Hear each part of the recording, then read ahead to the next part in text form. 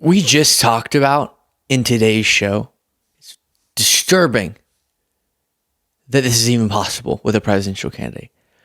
We were talking about how just recently, resurfacing in some British reporting, was a discussion about the Ivana Trump, Trump's ex, rape allegations against Trump that she has since denounced after a settlement, even though she was under oath during the testimony during those divorce proceedings. And now you may have heard reporting, but we have a sit-down interview with CNN sitting down with someone who is accusing Donald Trump of groping her to show off for Jeffrey Epstein. CNN reporting on this. Former Sports Illustrated swimsuit model says Trump groped her to show off for Jeffrey Epstein. We'll look at this interview in just a second here. But to give you some of the context, a former Sports Illustrated swimsuit model, CNN writes, is alleging that former President Donald Trump groped her in the 1990s in what she believes was an attempt to show off for Jeffrey Epstein. In her first on-camera interview about the allegation with CNN Thursday, Stacey Williams offered her most detailed public account of the alleged encounter, which she said occurred outside Trump's office in Trump Tower in the early 1990s when she was in her 20s and was briefly dating Epstein. CNN has spoken to 3 friends of Williams who each said that she told them about the incident with Trump and Epstein in 2006, in 2015, and in 2018, respectively. Williams said that she and Epstein were walking together on Fifth Avenue in New York City in 1993 when Epstein brought her to Trump Tower to see Trump, and we'll hear this from her. The second he was in front of me, he pulled me into him, and his hands were just on me and didn't come off. Former Sports Illustrated model Stacey Williams says that Donald Trump groped her more than 30 years ago in Trump Tower, with the later convicted sex offender Jeffrey Epstein watching and smiling in the room as it happened. Then the hands started moving, and they were on the side of my breasts, on my hips, back down to my butt, back up, sort of. Then they were just on me the whole time, and I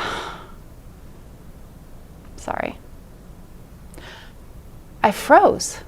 Williams has not spoken out about the incident extensively until now, and in her first on-camera interview, she tells CNN the most detailed accounting of the incident yet, alleging that in 1993, Epstein, who she was briefly dating at the time, brought her into Trump Tower.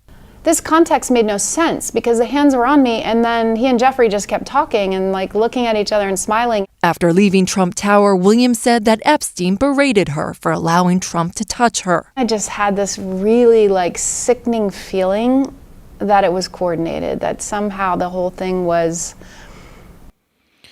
Start there. What she's alleging. Think about how sick that is. And now she's talking about how it felt coordinated, but this is why, because what MAGA will do, while I understand these are just allegations,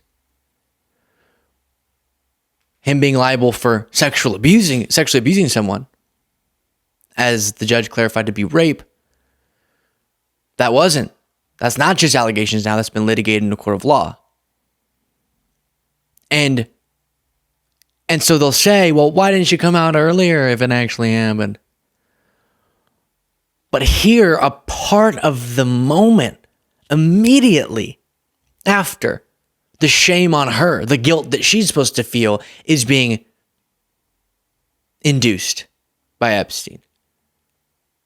The guilt that he thinks she should feel, or that he finds pleasure in making her feel.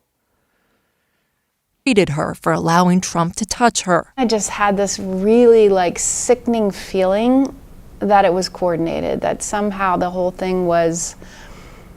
I was rolled in there like a piece of meat for some kind of weird, twisted game. Soon after the encounter, she severed ties with Epstein and said she was unaware of the kind of predatory behavior that would come to light in later years. She also says she received this undated postcard from Trump delivered to her modeling agency by courier shortly after the incident. Stacey, you're home away from home. Love, Donald. I felt sick to my stomach. Williams says she did not tell anyone about the incident for over 10 years. I felt a wave of shame, and I just couldn't think about it, face it, talk about it for a very long time. I put it in a little box inside of me, turned the key, locked it. CNN has spoken to 3 friends of Williams to corroborate her story, who each said that she told them about the incident with Trump and Epstein in 2006, 2015, and 16. The Trump campaign has denied Williams' allegations, calling it a fake story contrived by Kamala Harris's campaign. Williams' account only adding to the lengthy list of women who have alleged that Trump groped, kissed, or assaulted them. Trump has also denied those allegations. Trump, who was close friends with Epstein, once calling him a terrific guy, has long sought to publicly distance himself from Epstein since he first faced charges related to inappropriate sexual conduct with underage girls in the mid-2000s. I was not a fan of Jeffrey Epstein. Williams has been engaged as a Democratic volunteer for decades and shared her story on a Zoom call on Monday at a Survivors for Kamala event, supporting the vice president's run, although the group is not affiliated with the campaign. I felt like that was some sort of sick bet or game between the two of them. With the election less than 2 weeks away, Williams arguing that her decision to speak out now was not driven by the presidential campaign, but with the release this week of a documentary about Sports Illustrated, one she participated in 2 years ago, during which she briefly alluded to the incident. What do you say to those critics that say this is politically motivated? I can't control when that documentary comes out. I can't control the fact that it's premiering 2 weeks before the election. And she says she could not stay silent any longer. It takes a lot of guts, and you have to really prepare yourself to be ready for that onslaught. And I'm ready now. Just bring it. And indeed, she's going to be flooded with death threats, threats of all sorts of different kinds. Stacey Williams is choosing to put herself out there publicly, not just allow herself to be named in reporting, not just to speak out in an article, but to put her face out there and to emphasize 2 big points. If her allegations are true, she is again demonstrating, as dozens of allegations bolster, and as the fact that Trump was found liable for sexual abuse in a civil trial bolsters, that Trump has lived a life of being a sexual predator. Something that runs right contrary to what Republicans told us they stood for. Family values. And then number 2, it again emphasizes and brings back into the national conversation the close relationship between Trump and Epstein. And maybe this story gives confidence to other people who witness other things in the associating of Trump and Epstein. Again, I'm not saying anything particular on that, but it does return to the hypocrisy from MAGA. Elon Musk just recently said, "Isn't it interesting that I bet a bunch of the people who are the puppeteers of Kamala are on the Epstein client list?" With no evidence that Kamala has any association, no evidence that she's being controlled by anyone, but they'll always use that.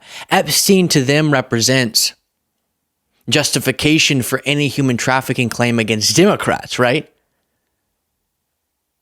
And they don't care about Trump's bestie status with him for a significant period of time. His fascination. I was watching one documentary that just talked about how Trump was fixated for a period of time on the wealth and the status of Epstein. And then allegations like this. What she's laying out, and even her speculation, was that the nature of their friendship was such that this sort of twisted, sick game playing of I'm going to let you grope my girlfriend in front of me and then I'm going to get mad at her. That's something Trump had low enough character to partake in. And MAGA will deny it. And I know Trump has the right to refuse this. If this had ever been brought into court, he'd have the right to defend himself and prove these things to be false if they are. But MAGA will always move the line. I know some of this will be as crazy as it is to say this, some of this will be repetitive because I just said some of this with the completely separate instance of Trump being accused of rape in that case. But MAGA, you told us, well, this isn't a court of law. She's just saying this because she likes Kamala.